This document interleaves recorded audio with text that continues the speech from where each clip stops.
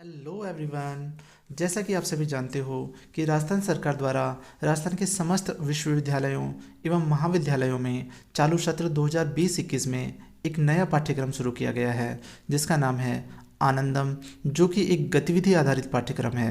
साथियों, मैंने मेरी पिछली वीडियो में आनंदम पाठ्यक्रम की विस्तृत रूप से चर्चा की थी।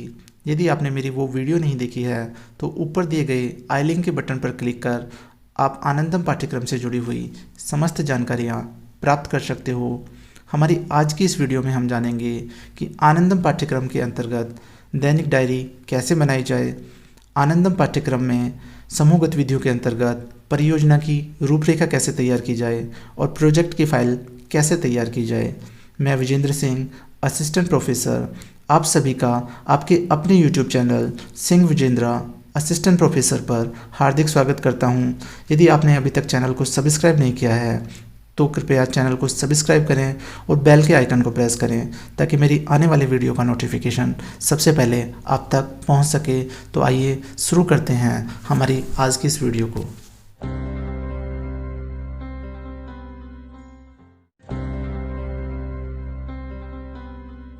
साथियों, जैसा कि हमने आनंदम की पिछली वीडियो में विस्तार पूर्वक चर्चा की थी कि आनंदम पाठ्यक्रम के अंतर्गत प्रत्येक विद्यार्थी को दो प्रकार की गतिविधियां करनी होती है। पहली थी व्यक्तिगत गतिविधियां यानी इंडिविजुअल एक्टिविटीज़, दूसरी थी समूह गतिविधियां यानी ग्रुप एक्टिविटीज़। तो आइए सबसे पहले हम चर्चा करते हैं व्यक्तिगत गतिविधियों की। व्यक्तिगत गतिविधियों के अंतर्गत विद्यार्थी द्वारा प्रतिदिन समाज हित या किसी ज़रूरतमंद व्यक्ति के लिए किए जाने वाले अच्छे कार्य आते हैं। विद्यार्थी द्वारा किए जाने वाले अच्छे कार्यों को उनके स्वयं के स्तर पर बनाई जाने वाली दैनिक डायरी या पर्सनल डायरी में लिखना होता है। साथियों, अब इस पर्सनल डायरी में या दैनिक डायरी में या डेडिकेटेड रजिस्टर में किए जाने वाले अच्छे कार्यों को कैसे लिखें, इस विषय पर थोड़ी चर्चा कर लेते हैं। तो सबसे पहले ये जानते हैं कि विद्यार्थी को किस प्रकार की डायरी बनानी होगी। साथियों, आनंदम पाठ्यक्रम के अंतर्गत किसी विशेष प्रकार की डायरी या रजिस्टर का प्रारूप नहीं दिया गया है, अतः विद्यार्थी कोई भी साधारण डायरी या रजिस्टर बाजार से खरीदकर उसमें अपने द्वारा किए जाने वाले अच्छे कार्यों को लिख सकता है। अब इस दैनिक डायरी या पर्सनल डायरी के अंदर किए जाने वाले अच्छे कार्यों को कैसे लिखना है, इस विषय पर थोड़ी चर्चा कर लेते हैं। तो सबसे पहले विद्यार्थी को वो दिनांक लिखनी होगी जिस दिन उसने कोई भी अच्छा कार्य किया था। दिनांक लिखने के पश्चात विद्यार्थी अपने द्वारा किए जाने वाले अच्छे कार्यों को विस्तार पूर्वक नीचे की लाइनों में लिखेगा। साथियों, जैसा कि हमने आनंदम की पिछली वीडियो में व्यक्तिगत गतिविधियों के अंतर्गत की जाने वाली अच्छे कार्यों की सुझाव सूची का विस्तार पूर्वक चर्चा की थी, उसी सूची में से कुछ अच्छे कार्यों को दैनिक डायरी लेखन को अच्छे से समझने के लिए उदाहरण स्वरूप ले लेते हैं। दिनांक लिखने के पश्चात विद्यार्थी अपने द्वारा किए जाने वाले अच्छे कार्यों को इस प्रकार से लिखेगा, जैसे आज जब मैं पोस्ट ऑफिस एक डाक भेजने गया था, वहाँ पर मैंने देखा कि बाहर एक CFL अनावश्यक रूप से जल रहा था जिसकी कोई आवश्यकता मुझे नहीं जान पड़ रही थी। तो मैंने उस CFL को बंद कर दिया और बिजली की बचत की। मुझे यह कार्य करके अत्यधिक आनंद की अनुभूति हुई। इस प्रकार से विद्यार्थी अपने द्वारा किए जाने वाले अच्छे कार्य को लिख कर करे अगली वो दिनांक लिखेगा जिस दिनांक को वो कोई दूसरा अच्छा कार्य करेगा। दिनांक लिखने के पश्चात वो अपने द्वारा किए जाने वाले अच्छे कार्य को नीचे की लाइनों में विस्तार पूर्वक लिखेगा।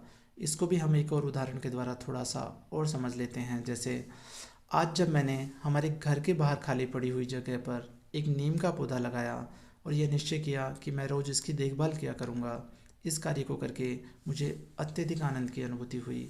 विद्यार्थी प्रतिदिन इसी प्रकार से सबसे पहले दिनांक लिखेगा, उसके बाद अपने द्वारा किए जाने वाले अच्छे कार्यों को वो नीचे की लाइनों में विस्तार पूर्वक लिखेगा। साथियों, अब दैनिक डायरी या पर्सनल डायरी से जुड़े हुए कुछ और तथ्यों को विस्तार पूर्वक चर्चा कर लेते हैं। सबसे पहले हम बात करते हैं सेमेस्टर सिस्टम की। तो यदि किसी विश्वविद्यालय या महाविद्यालय में सेमेस्टर सिस्टम लागू है तो वहाँ विद्यार्थी द्वारा बनाई जाने वाली दैनिक डायरी के प्रति सेमेस्टर के हिसाब से अधिकतम 5 अंक देय हैं। यानी एक विद्यार्थी को दैनिक डायरी बनाने के लिए पूरे सत्र में कुल 10 अंक दिए जाएंगे। उसके लिए विद्यार्थी को प्रति सेमेस्टर अपनी दैनिक डायरी में न्यूनतम 32 एंट्रीज करनी होगी, जो कुल एंट्रीज का 40% होगा।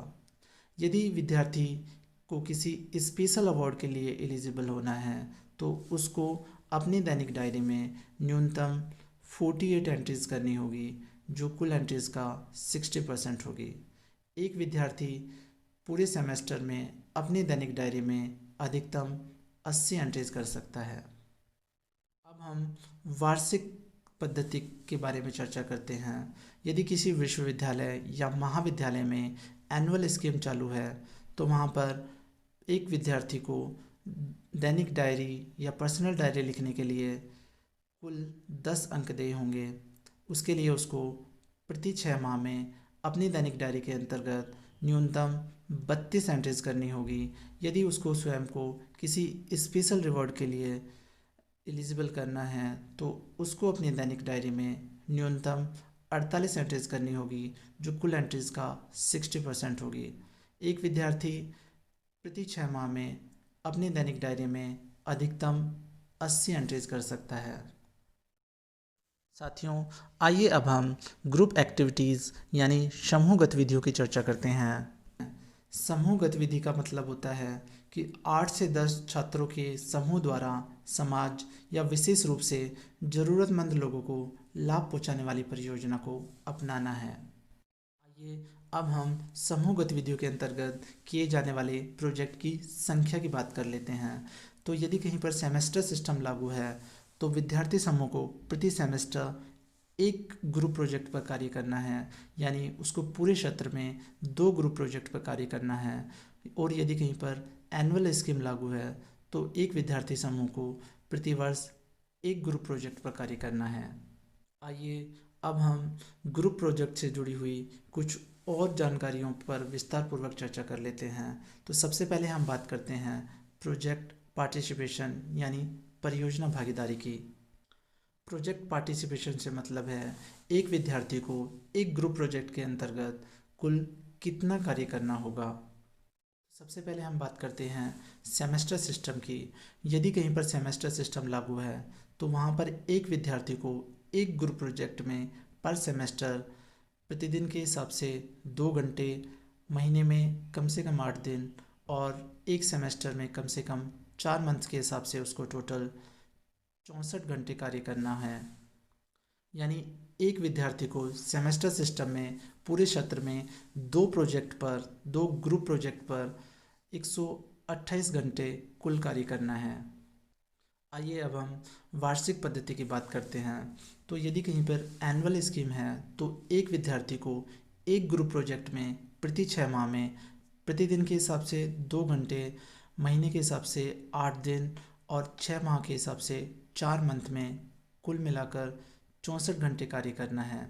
यानी एक विद्यार्थी को पूरे सत्र में वार्षिक पद्धति के अंतर्गत एक प्रोजेक्ट पर 128 घंटे कार्य करना है। आइए अब हम प्रोजेक्ट रिपोर्ट के ग्रेडिंग सिस्टम की बात कर लेते हैं। तो यदि कहीं पर सेमेस्टर सिस्टम लागू है तो प्रति सेमेस्टर एक ग्रुप प्रोजेक्ट के लिए एक विद्यार्थी को 2 क्रेडिट या 50 अंक दिए जाएंगे। यानी उसको पूरे सत्र में 2 परियोजनाओं के लिए अधिकतम 100 अंक या 4 क्रेडिट दिए जाएंगे। जैसा कि हमने बताया था कि एक विद्यार्थी को प्रति सेमेस्टर एक प्रोजेक्ट पर टोटल 64 घंटे कार्य करना है। तो यदि कोई विद्यार्थी 64 घंटे कार्य नहीं कर पाता है, यदि वो सिर्फ 32 घंटों तक ही कार्य कर पाता है तो उसको सी ग्रेड दी जाएगी। यदि वो 32 से 44 घंटों तक ही कार्य कर पाता है तो उसको बी ग्रेड दी जाएगी। यदि सिर्फ वो 44 से 54 घंटों तक ही कार्य कर पाता है तो उसको ए ग्रेड दी जाएगी। यदि कोई विद्यार्थी सेमेस्टर सिस्टम में एक प्रोजेक्ट में 54 से लेकर 64 घंटों तक कार्य करता है तो उसको आउटस्टैंडिंग ग्रेड यानी ओ ग्रेड दी जाएगी। आइए अब हम वार्षिक पद्धति के ग्रेडिंग सिस्टम की बात कर लेते हैं। यदि कोई विद्यार्थी एनुअल स्कीम के अंतर्गत अध्ययन कर रहा है तो उसको एक ग्रुप प्रोजेक्ट पर कार्य करने के लिए अधिकतम 100 अंक या 4 क्रेडिट दिए जाएंगे। जैसा कि हमने बताया था कि एक विद्यार्थी को प्रति 6 माह में एक प्रोजेक्ट पर कुल 64 घंटे कार्य करना है। यदि कोई विद्यार्थी 64 घंटे कार्य नहीं कर पाता है, यदि सिर्फ वो 32 घंटों तक ही कार्य कर पाता है तो उसको सी ग्रेड दी जाएगी। यदि वो 32 से 44 घंटों तक कार्य कर पाता है तो उसको बी ग्रेड दी जाएगी। यदि वो 44 से 54 घंटों तक कार्य कर पाता है तो उसको ए ग्रेड दी जाएगी। यदि वो 54 से 64 घंटों तक कार्य कर पाता है तो उसको आउटस्टैंडिंग मीन्स ओ ग्रेड दी जाएगी। साथियों, आइए अब प्रोजेक्ट रिपोर्ट के बहुत ही इम्पोर्टेंट टॉपिक परियोजना की रूपरेखा यानी सिनॉप्सिस ऑफ प्रोजेक्ट की चर्चा कर लेते हैं। यदि कहीं पर सेमेस्टर सिस्टम लागू है तो विद्यार्थियों द्वारा बनाए जाने वाले परियोजना की रूपरेखा पर प्रति सेमेस्टर के 10 अंकों के हिसाब से पूरे सत्र में कुल 20 अंक दिए जाएंगे। यदि वार्षिक पद्धति कहीं पर लागू है तो वहाँ पर छात्र जो भी परियोजना की रूपरेखा बनाएंगे उसके लिए उनको 20 अंक दिए जाएंगे। साथियों, जैसा कि हमने परियोजना की रूपरेखा के अंकों की बात की है तो अब हम परियोजना की रूपरेखा कैसे बनाएं इस विषय पर थोड़ी चर्चा कर लेते हैं। साथियों, हमें प्रोजेक्ट की फाइल बनाने से पहले हमें प्रोजेक्ट की रूपरेखा बनानी होगी जिसके एक सत्र में अधिकतम 20 अंक दिए हैं। तो प्रोजेक्ट की रूपरेखा कैसे बनाएंगे हम इस पर थोड़ी चर्चा कर लेते हैं। तो प्रोजेक्ट की रूपरेखा बनाने के लिए विद्यार्थी को सबसे पहले अपने कॉलेज, विभाग या विश्वविद्यालय का नाम लिखना होगा। उसके बाद कॉलेज का जो भी समर्पित जीमेल आईडी है आनंदम का, उसको विद्यार्थी को लिखना होगा। उसके बाद जो भी प्रोजेक्ट का टाइटल है यानी परियोजना का जो भी शीर्षक है वो विद्यार्थी को लिखना होगा। उसके बाद सामुदायिक सेवा का स्थान यानी जहाँ पर विद्यार्थी प्रोजेक्ट पर कार्य कर रहा है उस जगह का नाम उनको लिखना होगा। उसके बाद विद्यार्थी को परियोजना की रूपरेखा में मेंटर का नाम लिखना होगा। उसके पश्चात विद्यार्थियों को कक्षा या सेमेस्टर लिखना होगा। उसके पश्चात विद्यार्थियों को सभी प्रतिभागियों का विवरण देना होगा जिसमें सबसे पहले उनको विद्यार्थियों का नाम लिखना होगा। उसके बाद उनकी कॉन्टैक्ट डिटेल्स लिखनी होगी और उसके बाद सभी विद्यार्थी अपने अपने साइन करेंगे और इस प्रारूप के अंत में सबसे अंत में मेंटर के हस्ताक्षर होंगे। अब परियोजना रूपरेखा में आगे क्या करना होगा विद्यार्थियों को उनके बारे में भी थोड़ी चर्चा कर लेते हैं। परियोजना की रूपरेखा में विद्यार्थियों को आगे परियोजना का संक्षिप्त विवरण देना होगा। परियोजना के संक्षिप्त विवरण में विद्यार्थियों को क्या क्या लिखना होगा उसकी थोड़ी चर्चा कर लेते हैं। तो सबसे पहले विद्यार्थी को परियोजना का परिचय बताना होगा कि परियोजना में हम क्या करने वाले हैं। उसके बाद परियोजना के क्या ऑब्जेक्टिव्स हैं, क्या उद्देश्य हैं, वो विद्यार्थियों को परियोजना की रूपरेखा में लिखना होगा उनको। उसके बाद चिन्हित जो कार्य क्षेत्र है उसको विद्यार्थियों को लिखना होगा। उसके बाद कितने लक्षित लाभार्थी हैं उस एरिया के वो विद्यार्थियों को लिखने होंगे। उसके बाद विद्यार्थियों को परियोजना की रूपरेखा में अपनाई जाने वाली पद्धति या प्रक्रिया का विवरण देना होगा कि उन्होंने प्रोजेक्ट पर काम करते हुए कौन कौन सी पद्धतियाँ यानी मैथोडोलॉजी अपनाई है या कौन कौन से प्रोसीजर्स उन्होंने अडॉप्ट किए हैं, उन सब का विवरण उनको देना होगा। उसके बाद सरकारी निकाय या कोई गैर सरकारी निकाय यानी एनजीओ से कोई यदि सहयोग उनको प्राप्त किया हुआ है तो उसका विवरण भी उनको परियोजना की रूपरेखा में देना होगा। और अंत में सभी विद्यार्थी क्रमशः अपने साइन करेंगे। इस प्रकार से परियोजना की रूपरेखा बनाई जाएगी जिसके लिए विद्यार्थी को अधिकतम एक सत्र में 20 अंक देय होंगे। साथियों, आइए अब हम इस वीडियो के सबसे इम्पोर्टेंट टॉपिक यानी प्रोजेक्ट रिपोर्ट को कैसे बनाएं उस पर चर्चा करते हैं। तो प्रोजेक्ट रिपोर्ट को बनाने के लिए विद्यार्थी को सबसे पहले अपना स्वयं का नाम लिखना होगा। उसके बाद उसके कॉलेज का, डिपार्टमेंट का या यूनिवर्सिटी का नाम लिखना होगा उसको। उसके बाद जो भी कॉलेज की आनंदम की जीमेल आईडी है उसको वो लिखेंगे। उसके बाद जो भी उनका प्रोजेक्ट है उसका क्या टाइटल है उसको लिखेंगे। उसके बाद प्रोजेक्ट में जिस जगह पर वो लोग कार्य कर रहे हैं उस सामुदायिक सेवा के स्थान का नाम वो लिखेंगे।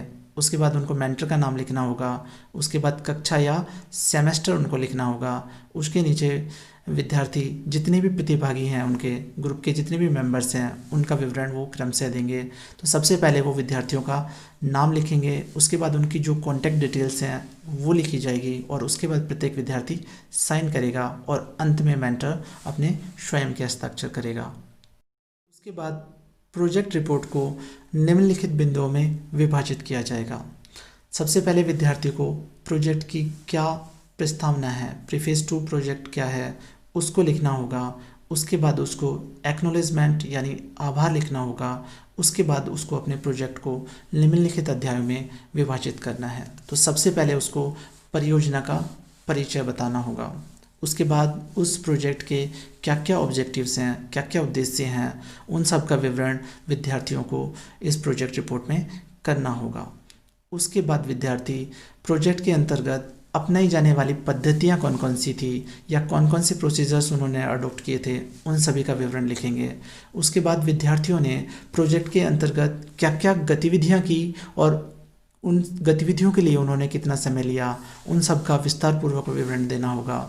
उसके बाद प्रोजेक्ट पर कार्य करते हुए विद्यार्थियों को लोगों से जो संवाद करने का अनुभव मिला है या उन्होंने कुछ ऑब्जर्वेशन किए हैं, कुछ निरीक्षण किए हैं या उनको क्या क्या एक्सपीरियंस हुए, उनका विस्तारपूर्वक विवरण उनको लिखना होगा। यदि विद्यार्थियों के पास कोई फ़ोटोग्राफ्स हैं यानी उन्होंने कोई मोबाइल में फ़ोटोज़ वगैरह ली हैं तो उनका प्रिंट आउट लेकर भी वो यहाँ पर लगा सकते हैं। या विद्यार्थियों के द्वारा किए जाने वाले कार्यों को यदि मीडिया में भी जगह मिली है, अखबारों में यदि कोई उनकी हेडलाइंस छपी है तो उनको भी वो काट करके और अपनी फाइल में लगा सकते हैं। उसके बाद विद्यार्थियों को जो प्रोजेक्ट की उपलब्धियां हैं या लोगों को क्या क्या लाभ हुए हैं उस प्रोजेक्ट से, उन सबको भी विस्तारपूर्वक यहाँ पे लिखना होगा।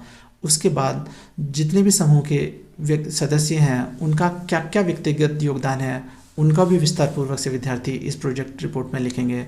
और अंत में जो प्रोजेक्ट रिपोर्ट का जो अंतिम पॉइंट होगा वो होगा निष्कर्ष और परियोजना का क्या अनुभव रहा। इस तरीके से ये प्रोजेक्ट रिपोर्ट बनाई जाएगी और अंत में छात्रों के नाम और उनके हस्ताक्षर होंगे। साथियों, आइए अब हम आनंदम पाठ्यक्रम के अंतर्गत दिए जाने वाले पुरस्कारों और सम्मानों की थोड़ी चर्चा कर लेते हैं। तो आनंदम पाठ्यक्रम के अंतर्गत दिया जाने वाला सबसे पहला अवार्ड है वो है बेस्ट प्रोजेक्ट का अवार्ड, जिसको कॉलेज और स्टेट लेवल पर दिया जाएगा। इसकी जो एलिजिबिलिटी होगी वो इस तरह के टीम मेंबर्स होंगे जिन्होंने अपनी दैनिक डायरी में कम से कम 48 एंट्रीज़ की हो और अपने ग्रुप प्रोजेक्ट के अंतर्गत उन्होंने 64 आवर्स काम किया हो। इसके जो सिलेक्शन का क्राइटेरिया होगा वो होगा प्रोजेक्ट का रिव्यू। तो प्रोजेक्ट के रिव्यू के तहत प्रोजेक्ट किस प्रकार का था, प्रोजेक्ट के द्वारा कितने लोग इम्पैक्ट हुए, प्रोजेक्ट के अंतर्गत कौन कौन सी गतिविधियाँ की गई और उनकी ड्यूरेशन क्या थी, और प्रोजेक्ट को यदि कोई प्रेस या मीडिया कवरेज मिली हो, इन सब चीज़ों को देखा जाएगा। साथियों, प्रत्येक इंस्टीट्यूट को अपने बेस्ट प्रोजेक्ट को स्टेट अवार्ड के लिए नॉमिनेट करना है। अगला जो अवार्ड है वो है आउटस्टैंडिंग फैकल्टी फैसिलिटेटर का, जिसको स्टेट लेवल पर दिया जाएगा। इसके सिलेक्शन का जो क्राइटेरिया है वो है कितने प्रतिशत विद्यार्थियों ने आनंदम के अंतर्गत दैनिक डायरी को कंप्लीट किया, कितने प्रतिशत विद्यार्थियों ने अपने ग्रुप प्रोजेक्ट में जो स्वेच्छा से निर्धारित किए गए घंटे हैं उन पर कार्य किया, और इंस्टीट्यूट की तरफ से आनंदम पाठ्यक्रम के अंतर्गत कितने विद्यार्थियों को इनरोल किया गया। इसके सिलेक्शन के लिए भी प्रोजेक्ट का रिव्यू किया जाएगा और प्रोजेक्ट रिव्यू में वही चीज़ें देखी जाएगी जैसे प्रोजेक्ट का टाइप क्या है, उसके द्वारा कितने लोग इम्पैक्ट हुए, उसके अंतर्गत कौन कौन सी एक्टिविटीज़ की गई और उनकी ड्यूरेशन क्या रही, और यदि किसी प्रोजेक्ट को कोई मीडिया या प्रेस कवरेज भी मिली हो तो उसको भी नोटिस किया जाएगा। जो अंतिम अवार्ड आनंदम पाठ्यक्रम के अंतर्गत दिया जाता है वो है बेस्ट इंस्टीट्यूशन का अवार्ड, जिसको डिस्ट्रिक्ट और स्टेट लेवल पे दिया जाता है। इसके सिलेक्शन का जो क्राइटेरिया है वो है आनंदम पाठ्यक्रम के अंतर्गत कितने विद्यार्थियों को इनरोल किया गया, कितने प्रतिशत विद्यार्थियों ने आनंदम के अंतर्गत दैनिक डायरी को लिखा और ग्रुप प्रोजेक्ट में स्वेच्छा से निर्धारित घंटों तक कार्य किया। इसके अंतर्गत भी प्रोजेक्ट का रिव्यू किया जाएगा, जिसके तहत प्रोजेक्ट का क्या टाइप था, प्रोजेक्ट में कितने लोग अप्रोक्सीमेट इम्पैक्ट हुए, प्रोजेक्ट के अंतर्गत कौन कौन सी एक्टिविटीज़ की गई और उनकी ड्यूरेशन क्या रही। यदि प्रोजेक्ट को कोई प्रेस या मीडिया रिलीज भी मिली है तो उसको भी नोटिस किया जाएगा। साथियों, इसमें आनंदम प्रोजेक्ट के अंतर्गत खर्च की गई राशि को भी देखा जाएगा।